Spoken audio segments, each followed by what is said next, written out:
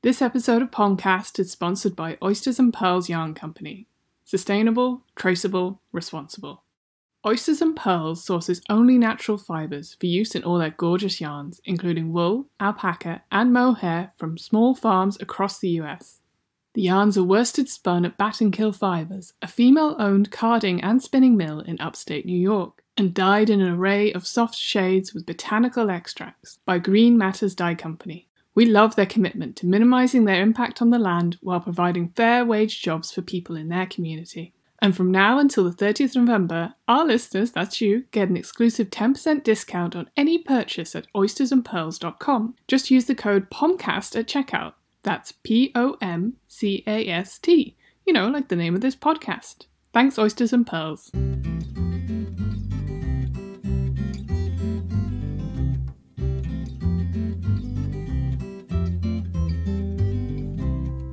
Hello, and welcome to Pomcast, the podcast brought to you by Pom Pom Quarterly. I'm Lydia Gluck, and I'm here with the wonderful Sophie Heathscott. Hello, Sophie. Good morning. Hello. Well, it's morning for us here. It is indeed. Good morning. How are you today?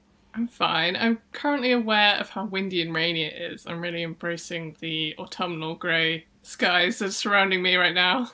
Yeah, it's been very, very windy and rainy here in Norwich too. So there is a chance there will be some wind and rain ambient noise from both of our sides. But we were just saying, like, I think, you know, people pay a lot for those ambient sleep tracks where it's like residential London skies or whatever. That would be my... That would be your ambient sleep track. Yeah. Occasional, like, dog bark or, like, siren or whatever. Like, ambient London. Maybe a fox noise. Yeah. Somewhere. I feel like it's a while since we've done the podcast, so I was like, oh yeah, we always used to start with weather chat, didn't we? Like, how are you? Oh, it's sunny today. Gotta start with weather chat. We're British after all. Yeah, so we hope that if there is any ambient noise, that it is soothing and or inspiring to our listeners. It's part of the charm of this podcast. Indeed. Recording at homes, not in any flash studios, so... Exactly. So what have you been up to, Soph? What have I been up to? Well, you know what? I heard this great recommendation about a Paula Rego exhibition on a podcast. Oh, did you? Wow, it must have been a really cool, fun person who made that recommendation. It was, which is why I believed them.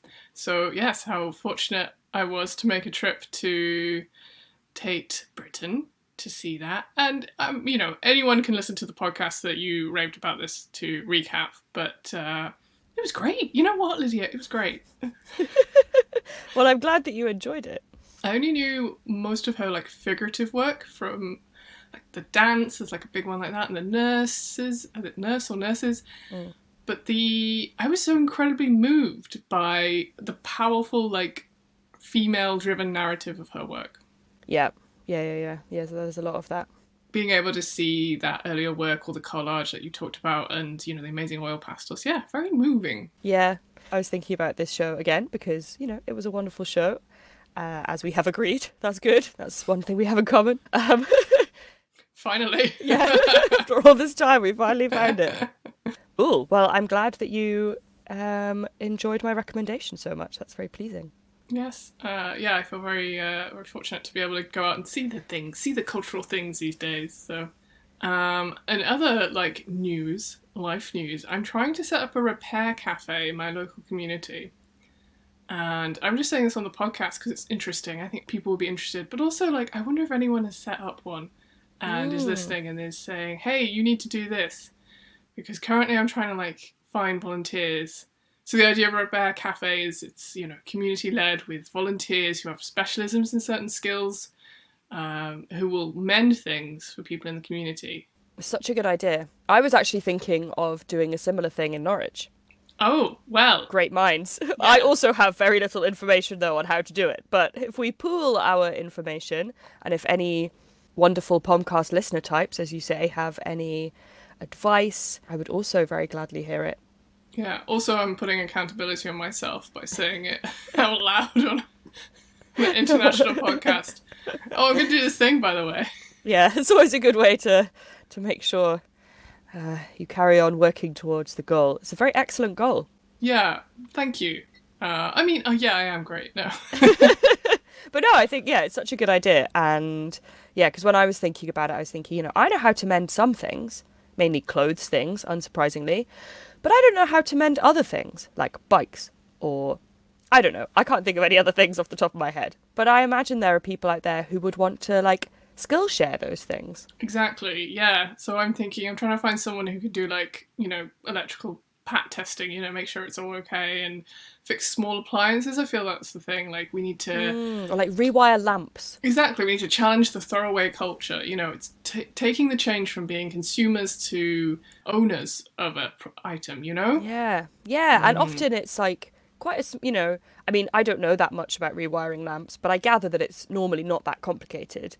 But I just don't know how to do it. And if you can save a lovely lamp, then you get to not only continue being an owner, but you get to keep the specific lamp that you already like. I get very invested in my items and hang on to them. So yeah, I like to keep their life cycle long.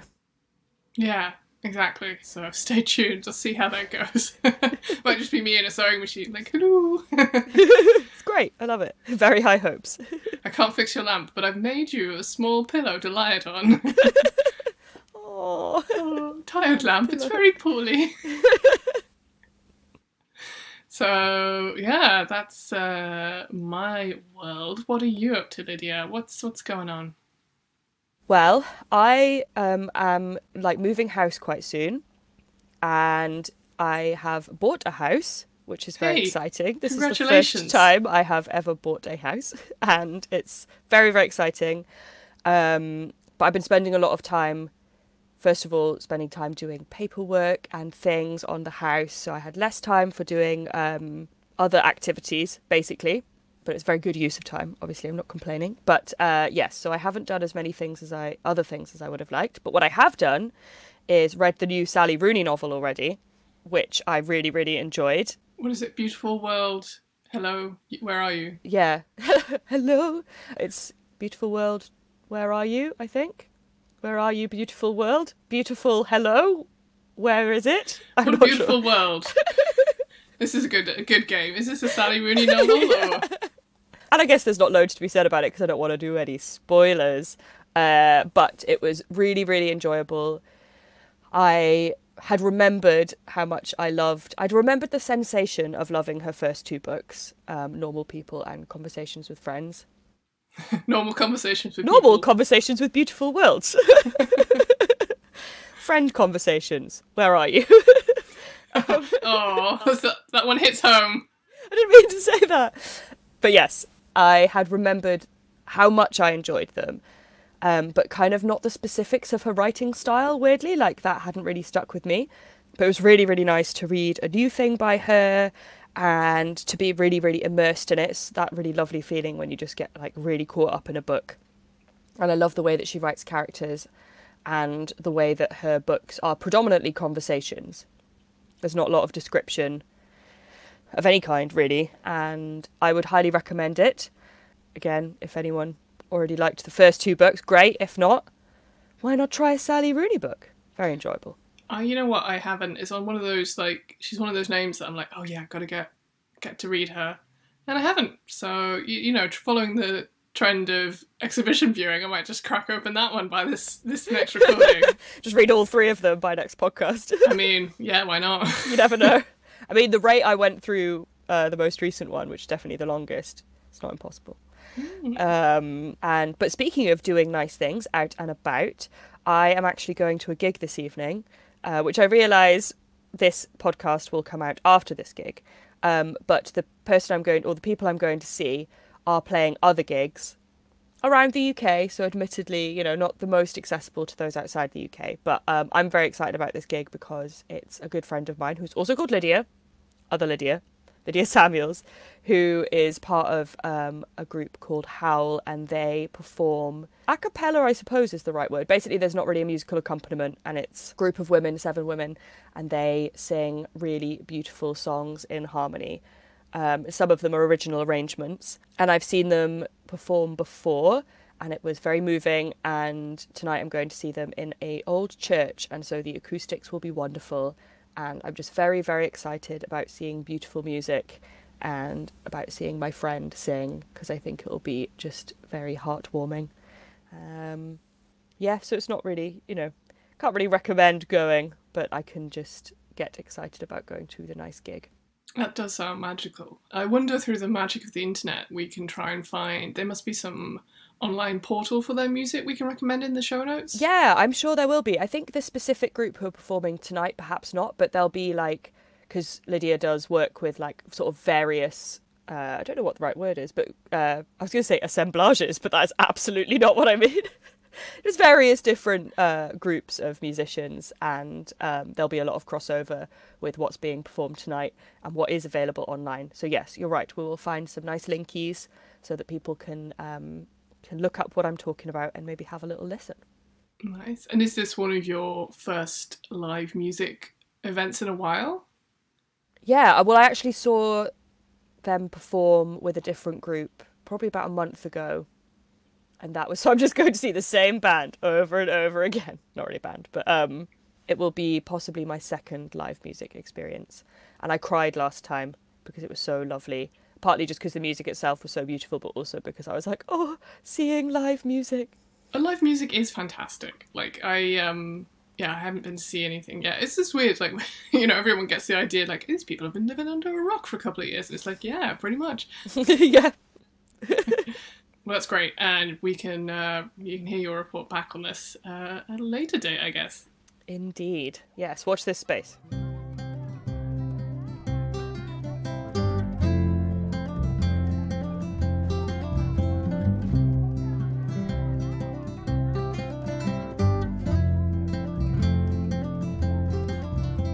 So what's happening in the world of Pom, Lydia? Well, this weekend just gone, well, at time of recording, Megan was at Rhinebeck, which was very exciting. So she was there with some samples and some wonderful publications, and from what we understand, there were a lot of precautions taken and the show was much more spacious. I mean, it's already a lot of outdoors, isn't it? But even in the barn where we were, they had given each booth a lot more space and made sure that there was plenty of room for people to distance from each other. But yeah, it was, I think that would have been our first Pom Pom event. Yeah, so Rhinebeck, for people who don't know, haven't listened to the podcast before, it's a big knitting wool fibre sheep festival in upstate New York in the US. And yes, we had Megan and Sarah, who's actually the issue 36 front cover model, came Indeed. along, was a helpful hand, thanks Sarah. And yeah, we got to experience it through the magic of the internet via, Indeed. via social media.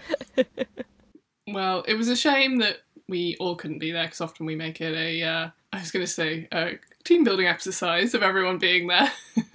School trip. Yeah, school trip, pretty much. Yeah, we all have our school trip out to Rhinebeck. Thanks for everyone who came by the stand. I know that quite a few people spoke to Megan saying they were enjoying the Pomcast being back. Yeah, so we're so glad to hear that. It's always wonderful to hear from the Pomcats enjoying the Pomcast.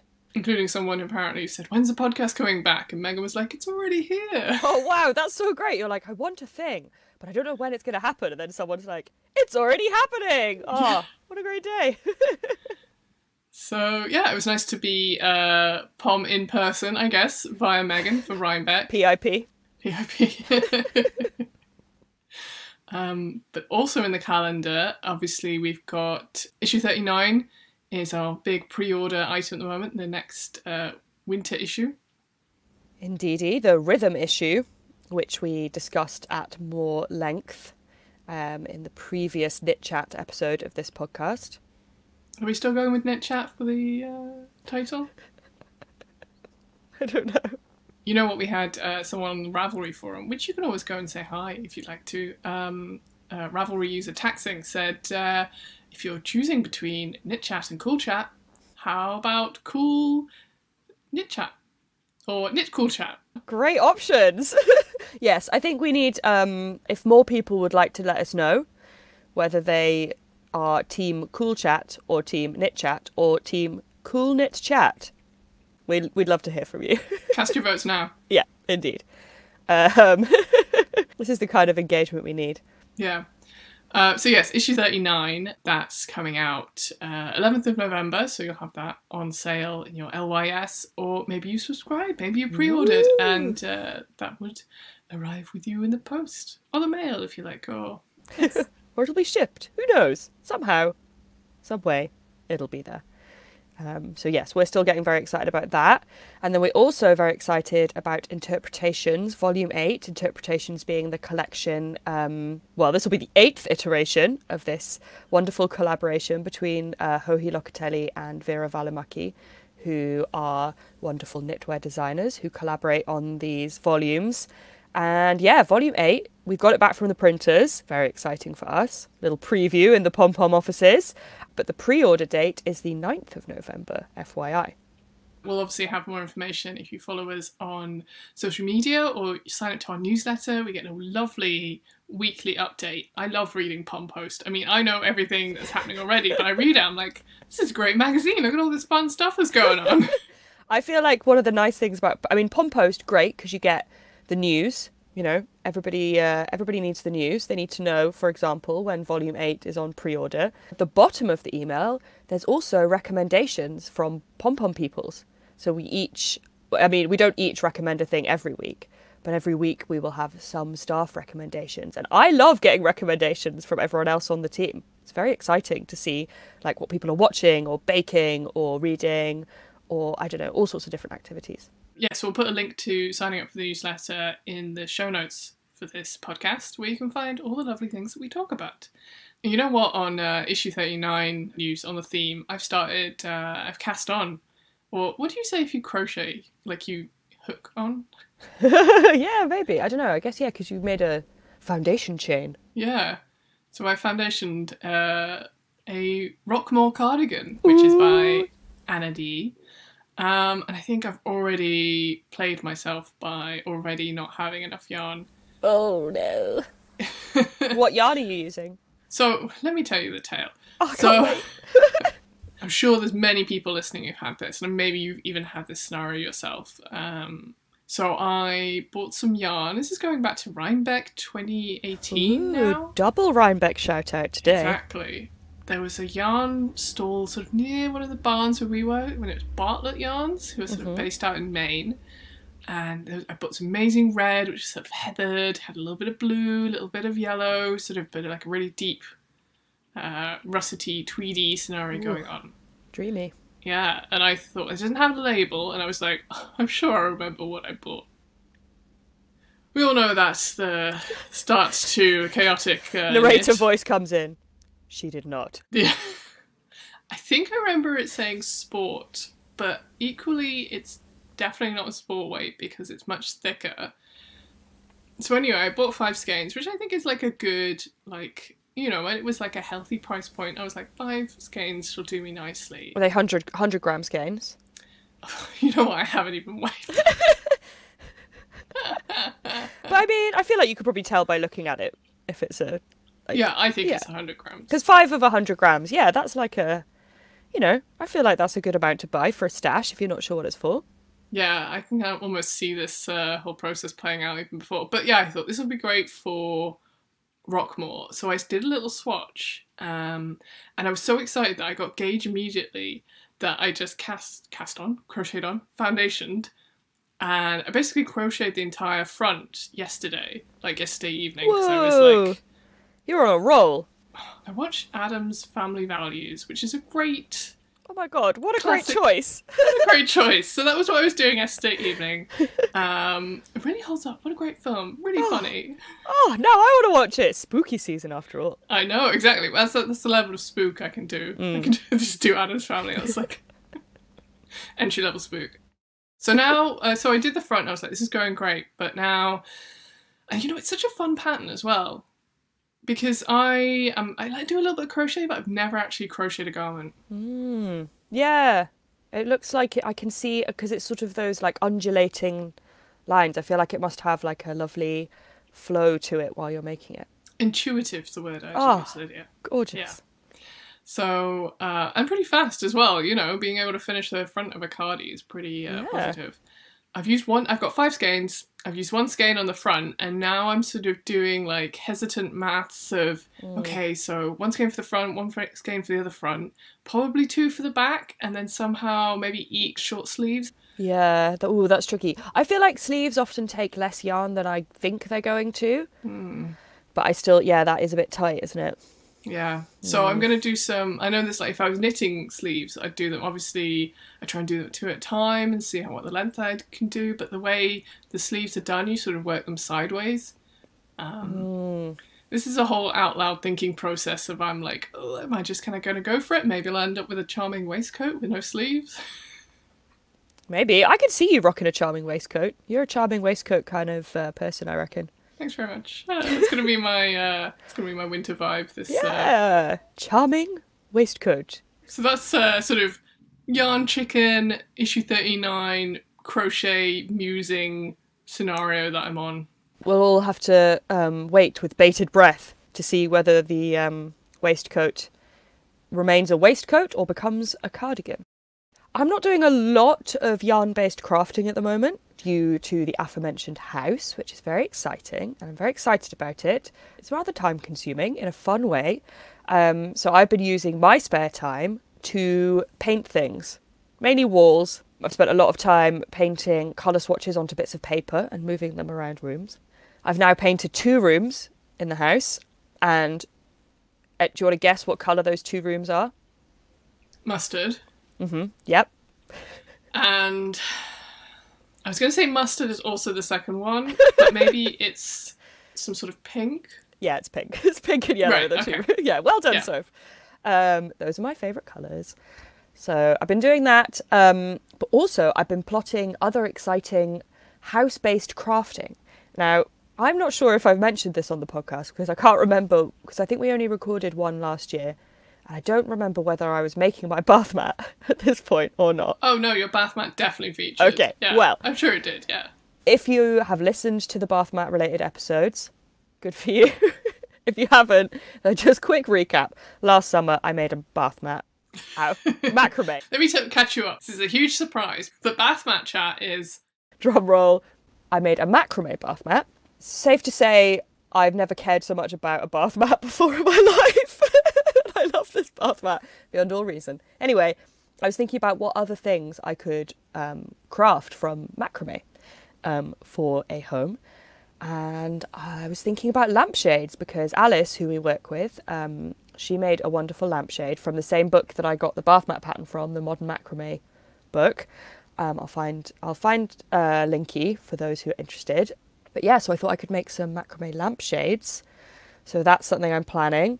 And I've even got some pink and yellow macrame cord. Nice. Is it going to be like the mustard room gets a pink one and you know, vice versa? I mean, probably. Because you know what? I love a Battenberg. So that's kind of the sorts of things that are occupying my brain at the moment. But unfortunately, I do not have much actual work in progress stuff on. I've got some background socks that I'm making, obviously. Some snowshoe socks, because that's always the case. But yeah, not loads on the old crafting right now. That's okay. You know, the crafting is a garden. It has its fruitful periods, it has its rest periods, it has its harvesting time. Oh, it is a garden. You know? Oh, that's we so go through nice. the cycle of that. Exactly. Much like the podcast, we had a big resting time. Now we're back. Yes. So kind of in the new structure of the podcast, we like to end with what we're making, what we're excited about. Obviously, you say you're in the more fallow period of your making, but making plans are happening, so that's very exciting. I want to talk about a game, which has got me really excited, and I think you would find it interesting too, and the listeners. So it's a gift I got for my birthday, and it's called Amending. Ooh. Amending. And it's by Xing Yin Kor. And I'm going to read the description of it because it kind of sums it up and then I'll elaborate. Amending is a solo building and keepsake game about 2 friends who have been parted for some time using sewing, embroidery and mat making mechanics. So it's beautiful, the whole care and attention. It's something very different to any sort of game that I've played before. and you get a little pouch, little cloth pouch, and inside you have a cloth map, so like a big kind of like bandana-sized cotton cloth map. And the idea of the game is you are taking a journey, and the map has, like a layout of a landscape, so trees and a beach and a little river, maybe mountains, and you go through the game sewing your journey with like a little running stitch or whatever kind of stitch you want to use onto the cloth map. And you have prompt cards as you go along, so they're like a reflective, gentle journey of interesting characters, thoughtful questions about the friendship, and a few strange occurrences. So as you there's certain points on this cloth map where you're like, okay, draw another card, and it will say like, think about a drink that you like. What would you share with your friend? And you're invited to stitch that onto the map. Wow. Yeah, something kind of a little bit, I don't know. I've never played a game like this, and there's so much care and attention and sort of thoughtful invitations in the instructions saying like, do you want to add beads? Do you want to do it like this? There's sort of a no wrong answer to how you want to sit through this game, and the idea that you can keep playing it and keep taking different routes and build on this piece of this cloth that you're embroidering, that it really becomes a precious keepsake, that you're treasuring and building up all these layers. It's a solo mindful activity of making and playing, but also like a meditation and a journaling, but also storytelling. Yeah, I'm all about it. It's all these different wonderful things. It sounds amazing. Yeah, I've not, while describing it, I was just thinking I've not really heard of anything quite like it. It sounds wonderful. It sounds very soothing and thought-provoking and inspirational as well. Yeah, there's a hashtag about it, which is Amending Game, where you can see other people who've started playing it, and I want to make a little documentation of when I'm doing as well. That's partly, I think, it's playing into my slight perfectionist tendencies, where I'm like, I don't want to mess it up. This is so beautiful and amazing. How do I even start playing a game? It's almost like a ritual to it, the whole kind of build up to it, that I almost want to honor that with a proper meditative space of right now I am playing the game. So I actually, having spoken about it, haven't actually started playing it, but it's been something I've been thinking about, and it's just so beautifully done and created that I'm really excited to explore it more. Yeah, what a lovely present. How exciting. I'm excited to see your documentation of it, because it's, you've described it really beautifully, but I'm really interested to see the visual representation of it and to sort of see how it works. I'm going to definitely look up the hashtag, though. I'm very intrigued. Yeah, if anyone else is interested, we'll obviously have all the links to that on the show notes. Don't forget you can check the show notes on the blog. Okay, well, I think that brings us to a natural end for our knit/cool chat episode for this month. And we want to give a little shout out to Oysters and Pearls Yarn Company for sponsoring this episode. And don't forget, you can get 10% off. 10% off, that's pretty great, at oystersandpearls.com by entering the code Pomcast at checkout. Just a reminder that code is valid until the 30th of November. So use your listener discount at Oysters and Pearls. Their yarn is so gorgeous. It is. People might know, you certainly know, Lydia, that we had Oysters and Pearls as part of issue 34. Their yarn was used in the design Nestle Down, so check that out if you want to see some Pom projects with Oysters and Pearls. Yeah, some Pom Oysters and Pearls crossover, which this episode also is. Indeed. Well, thanks for listening, everyone. Thanks, Lydia. Thanks, Soph. No problem. I'll see you next episode. You will indeed, and thanks everyone again to all our Pomcats for listening, and we look forward to making more Pomcasts for you soon. Bye, take care. Bye. Bye.